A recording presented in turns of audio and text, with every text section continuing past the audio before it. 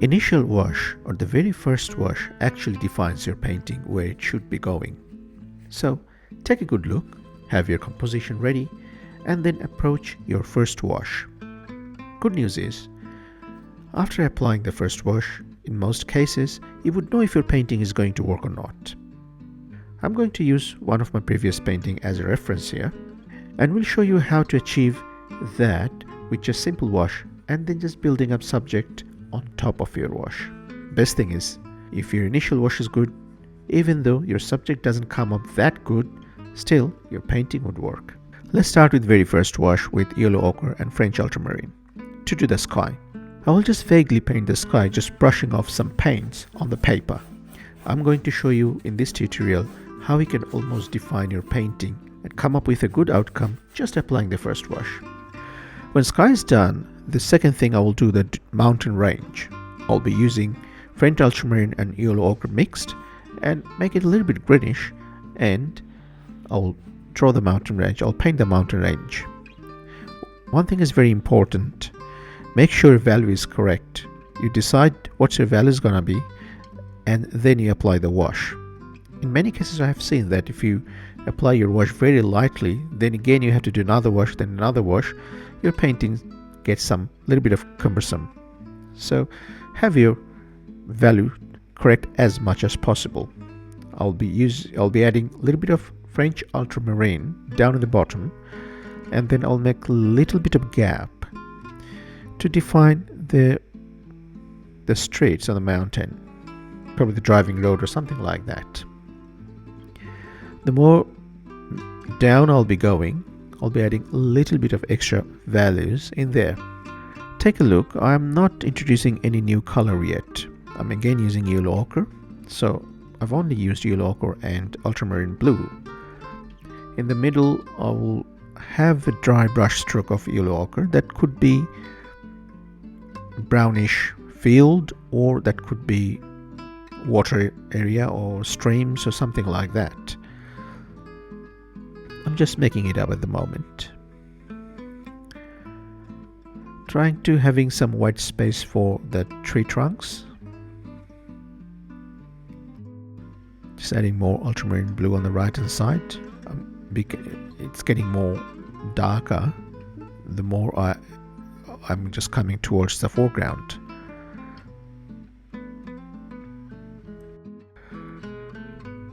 I've just added a little bit of burnt sienna with my mix, so it's become more darker, becoming a little bit of like neutral tint or gray.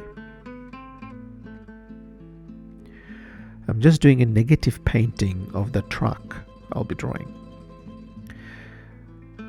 See, I could have done this first wash laying up only the initial, very vaguely lightly, the laying up the paint on the paper, but I'm trying to making my value correct as much as possible, so that later on only I'll have to do is just paint the truck and the tree.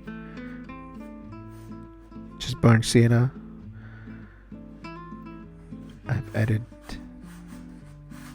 I've increased the color of burnt sienna now, so it's just becoming more brownish.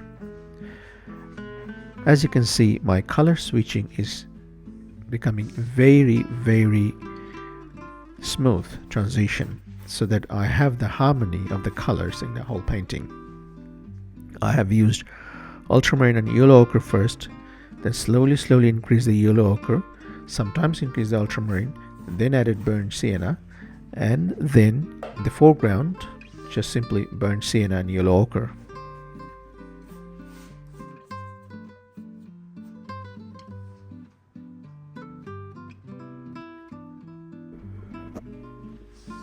I'm just adding a bit of raw sienna on the left hand side, and again doing the negative painting.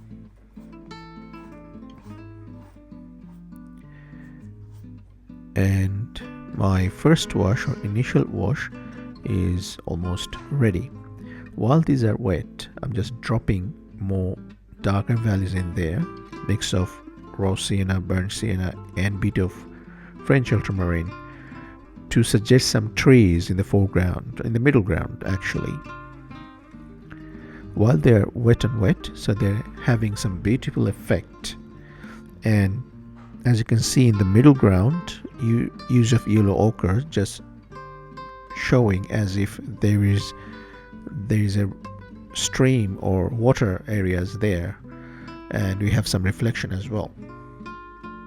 Or some might think these are simply filled of brown filled. It's up to the viewers. So while they are wet, my initial wash is wet, let's do a little bit of stuff in there as well, so that I don't have to do the hard work later on. I'll start painting the truck as well. Make the truck a bit of turquoise blue this time. My paper is still wet. Still I'm on the initial wash phase. So I'll just make this groundwork ready before it gets dry.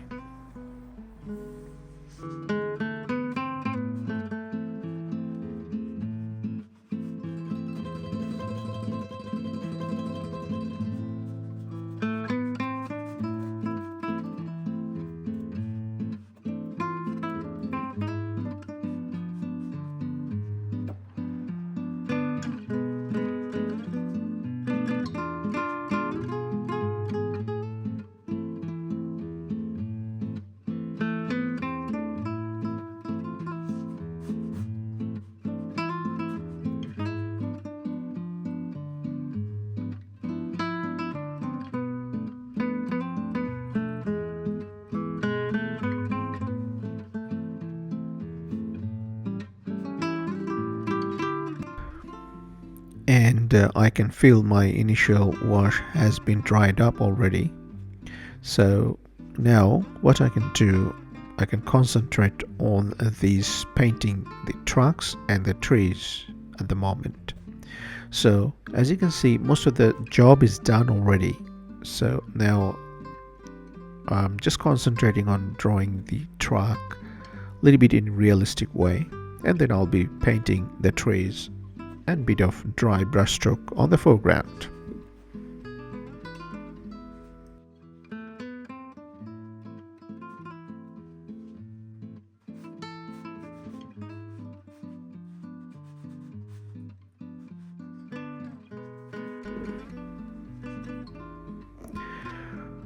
When drawing the wheels of cars or trucks or anywhere, do not use darkest value on the wheels. It has to be middle values. On the top, you may use the very darker, but try to use the middle value on the wheel. I'm trying to maintain my color harmony in this painting, so I'm not going any out of the range, like not doing the shadow with the purple color or blue colors. Using some darker Prussian blue, Prussian blue with a little bit of yellow ochre mixed for this darker value of the truck. Sometimes using a bit of greenish and brownish, bit of pigments here and there, just to not to making it monotonous, the blue truck, showing some age and this sort of stuff.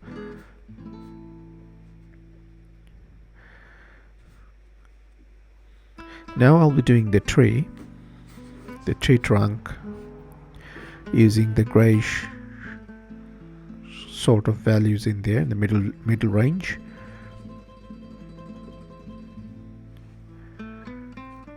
See, only the two things I'm painting on top of my initial wash. Initial wash was there. I just painted the truck as my focus point. I painted that one a little bit of in detail, and now I'm painting the trees. Just two subjects in the foreground. Foreground, I'll do some dry brush strokes in there. I'm trying to take the advantage of wet and wet to draw the tree. Down on the bottom, I'm trying to having the darker value, neutral tint. Or if you don't have neutral tint, you can mix ultramarine, a little bit of yellow ochre, and a little bit of burnt sienna. You can mix them up. That will create a beautiful gray like neutral tint.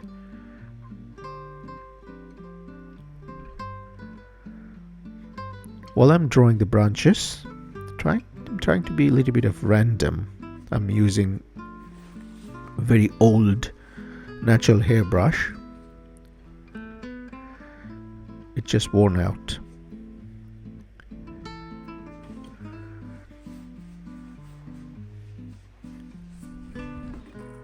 Natural hair brushes are very good for random marks.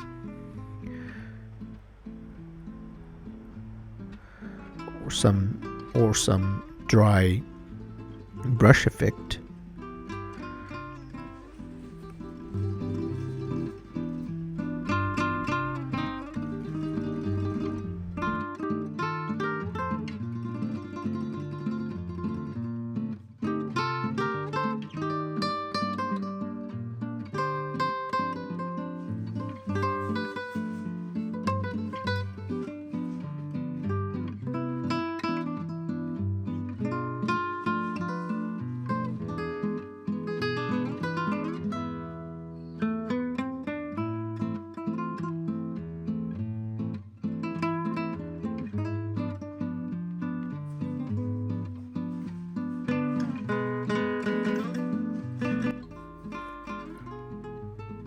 I'll be using some raw sienna and yellow ochre to draw the foliage. As you can see, I'm just using this old brush to have some random marks in here and there.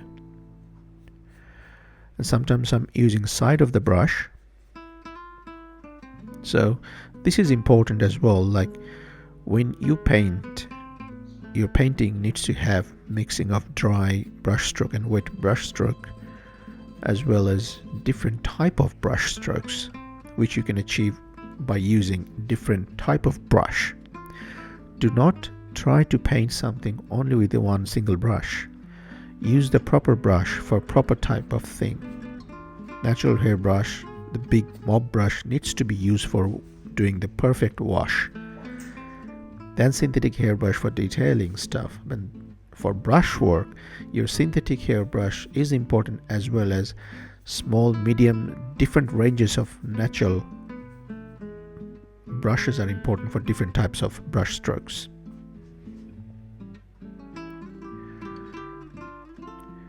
I have used the same brush previously from the side.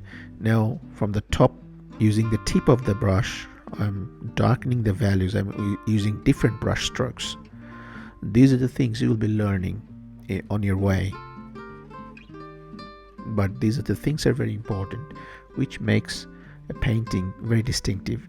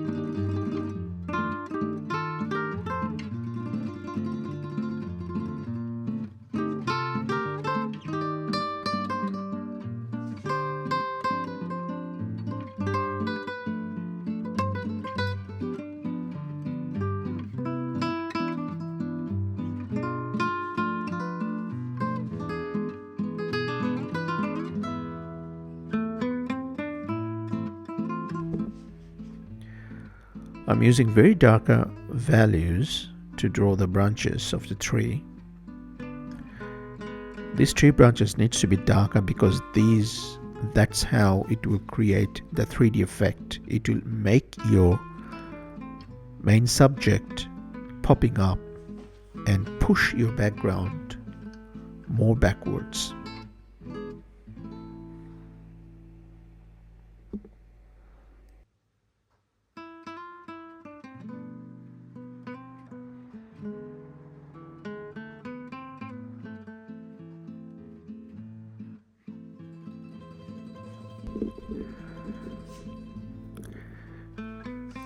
Down towards the tree, make it a bit of darker. As you can see, I'm still using my soft brush just to use that kind of dry brush effect. As I said before, my whole painting was based on the initial wash, which was wet and wet, very soft effect. Now to complement that, I'm having more dry brush strokes on the foreground. Now next couple of minutes I'll be doing those trees, basically darkening the values so that they looks like they are just near the foreground and making them distinct separation from the background and foreground.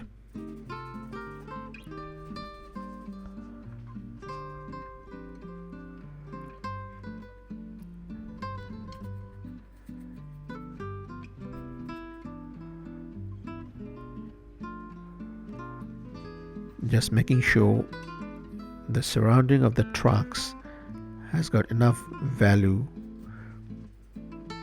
of the foliage so the truck gets popped up.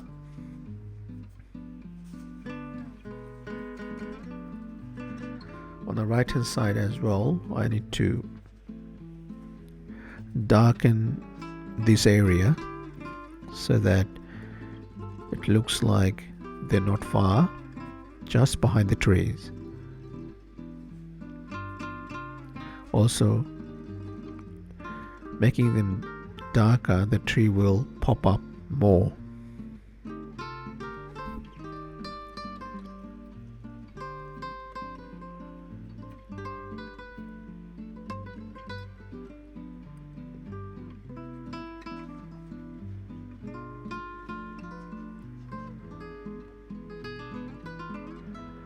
This is a very typical Aussie landscape.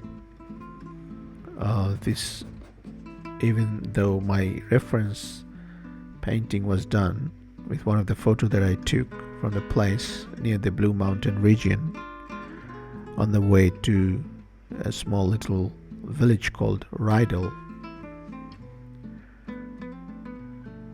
So I was driving there and I just stopped by and saw this beautiful background, the mountain range and small little gum tree was on the side of the road. Some vintage car and truck was parked there because the opposite side of the road there was a cafe.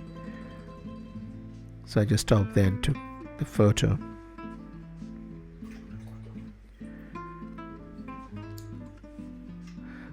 Almost at the end of the painting, I just need to do a bit of foreground now with the dry brush stroke. This is another natural hair brush I'm using, but this brush is a bit of newer than the previous one, so it's got some firm bristles there, which I need for now. Just finishing it off with proper values and things. This is not a heavily detailed picture, and the paper size is half sheet, so it's not too small.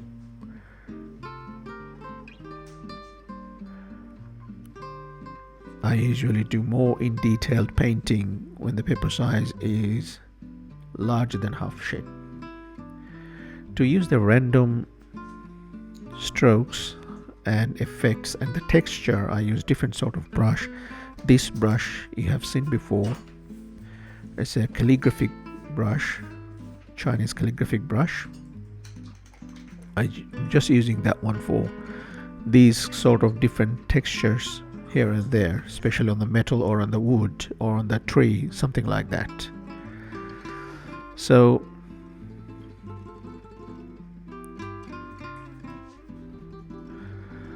just little bits and pieces needs to be done, like the inside the wheel, and some probably I'll be using some whites on the headlights and then I am done.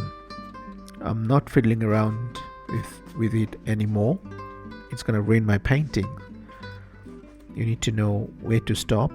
So this is a very important thing. Just do a little bit, not too much of anything.